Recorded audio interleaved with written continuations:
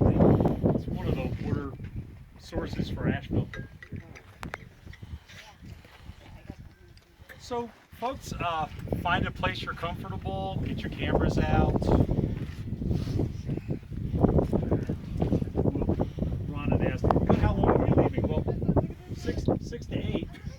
But the ceremony itself is about 30 minutes. Okay. Plenty of time for pictures in different light.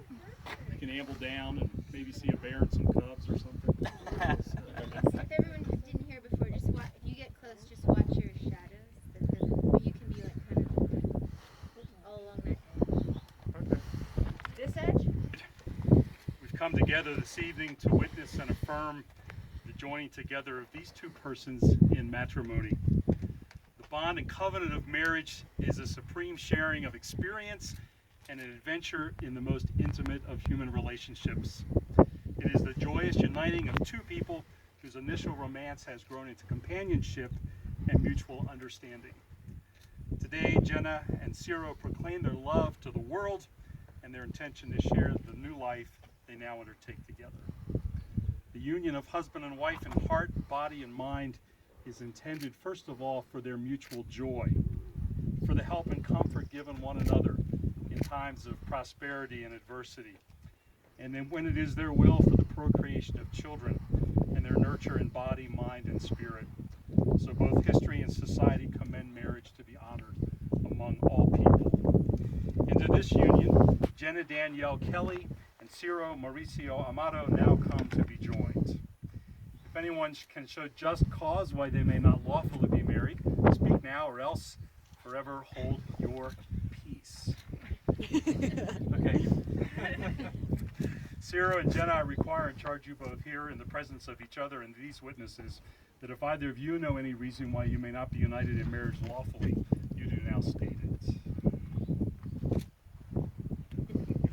Marriage is a commitment reserved for those who are free to offer themselves to each other. Therefore, I ask you to state your intention. Jenna and Ciro, have you come here joyfully and without reservation to give yourselves to one another in marriage?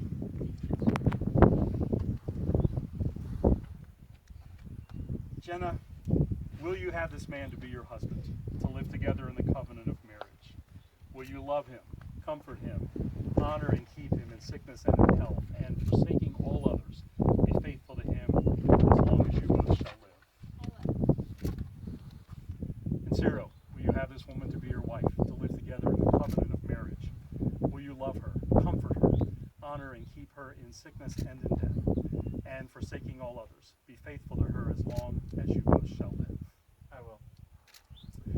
As Jenna and Ciro have declared their consent with the words, I will, I invite you to affirm your support of them by responding to my next question with the words, we will.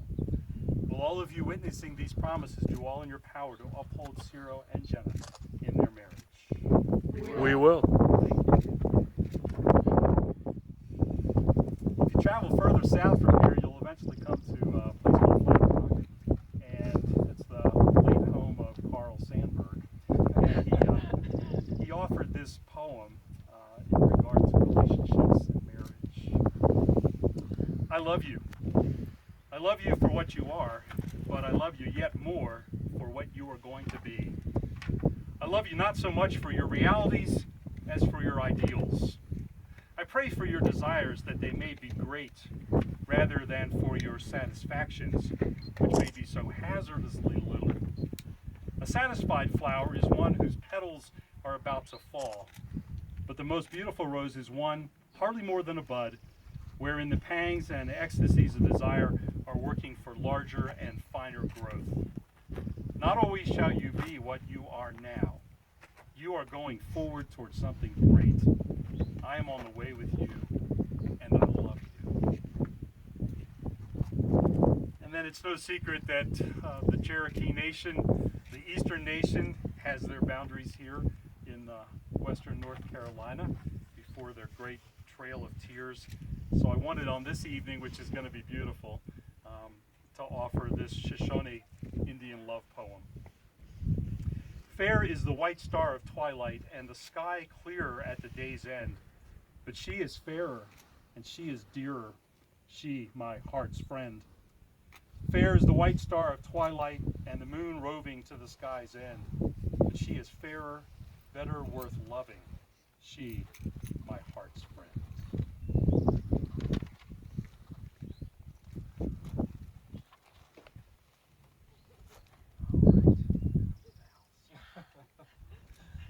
Just started. Repeat after me, Sarah.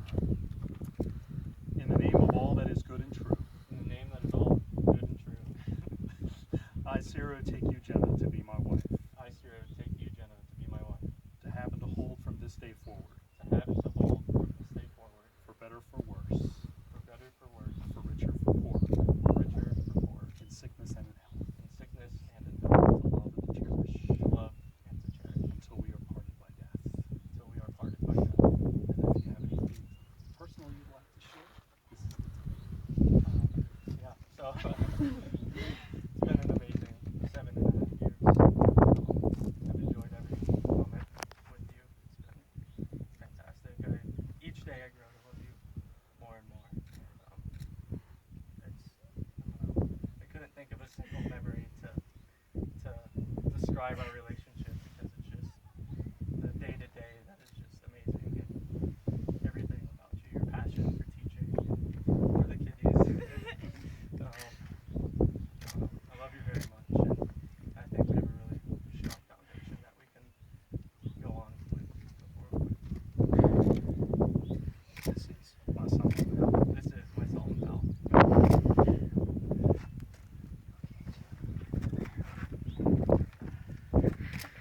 In the name of all that is good and true, In the name of all that is good and true, I, Jenna, take you, Sarah, I, Jenna, take you, Sarah, to be my husband, to be my husband, to have and to hold from this day forward, to have and to hold from this day forward, for better, for worse, for better, for worse, for richer, for poorer, for richer, for poor, in sickness and in health, in sickness and in health, to love and to cherish, to love and to cherish, until we are parted by death. until we are parted by death. Speak your hearts to Sarah. I'm so proud of how far that we've come. We met when we were 19 and 20, and we were just babies. And now look how far we've come. And I'm so proud of both of us. And I'm so proud of how we've done things on our own terms and made our own rules. And I vow to always support you, even if you're not the best weatherman. And I look forward to always being there and always putting us first. That is what I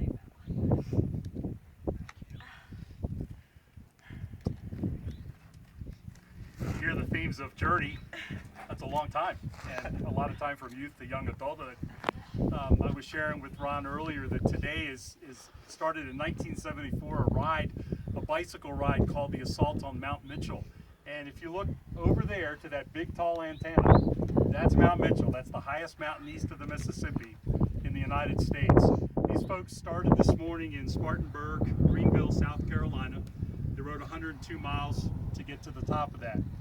The first 75 miles are just to get to the foot of Mount Mitchell. The rest of the way is winding your way, corkscrewing up Mount Mitchell at about 10% grade, which is really, really painful. A couple of years ago, my bike club from Maryland came down here to do that ride. Two of my favorite friends were on that ride, John and Tom. John didn't know it at the time, but he had bladder cancer and he was just kind of not feeling good. But he agreed that he would leave his phone number with Tom.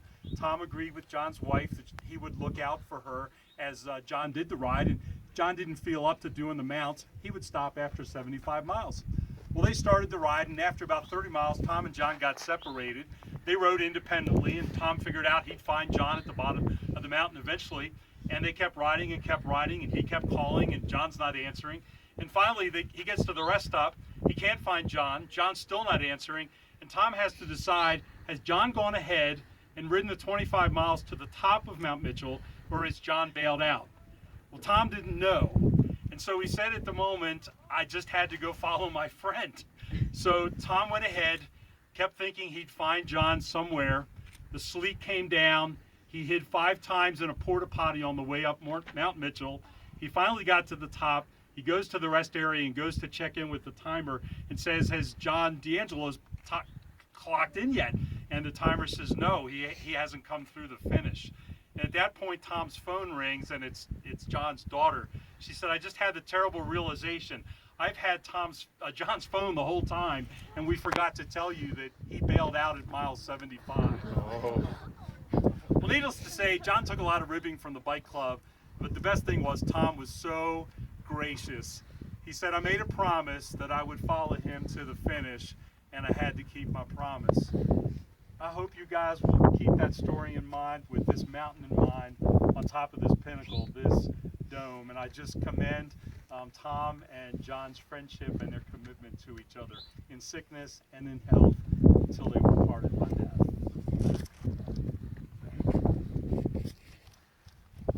Cyril, do we have the rings?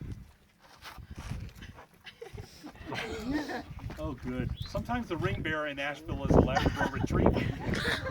She's so much nicer looking. The circle is a natural symbol of eternity. It has no beginning, has no end. We place the ring on the left hand because it constitutes a direct path to the heart. It's a traditional metaphor for love and devotion. And the ring's presence reminds us of the vows we've made and their relationship to the emotional seat of the heart. We ask that these rings will grace the hands of Cyril and Jenna, and that they will reside on the hands of the lover, the caregiver, the companion, and the guide. So Cyril, if you'll slide Jenna's ring onto her ring finger partway and repeat after me. Jenna, I give you this ring Jenna, I give you this ring as a symbol of my vow, as a symbol of my vow, with all that I am with all that I am and all that I have. and all that I have. I honor you. I honor you.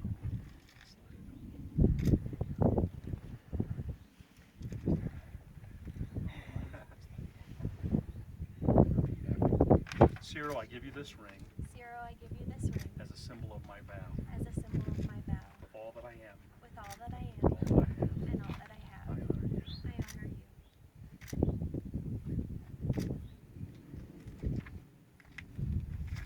Jenna, Cyril, may you be gifted with wisdom and devotion in the ordering of your shared life. May each of you be a strength to the other in times of need, a counselor in times of perplexity, a comfort in times of sorrow, a companion in times of joy. May your wills and your spirits be so knit together that you may grow in love and peace with one another all the days of your life. May you have the strength of character when you hurt each other to recognize and acknowledge your fault, and the humility to seek each other's forgiveness. May your life together be a sign of love to an often contentious and broken world, that unity may overcome estrangement, forgiveness bring healing to guilt, and joy overcome despair. If it is your will, may you receive the gift and heritage of children beyond the classroom, and the courage and the commitment to bring them up to know that they are honored and loved, so that they may pass it on to those around them. And finally, may you strive to bring joy, hope, and light into each other's lives, looking forward to a future filled with love and wonder. May you have a happy life surrounded by the love of family and friends as you are today, and may your love for one another deepen over the years. So there are three actions in marriage. There are the vows, there's the exchange of rings, and there is the joining of hands. So bring it in, you all. Now that Cyril and Jenna have given themselves to each other by solemn vows, with the joining of hands and the giving and receiving of rings, I pronounce that they are husband and wife. You, sir, may now kiss the bride. Woo!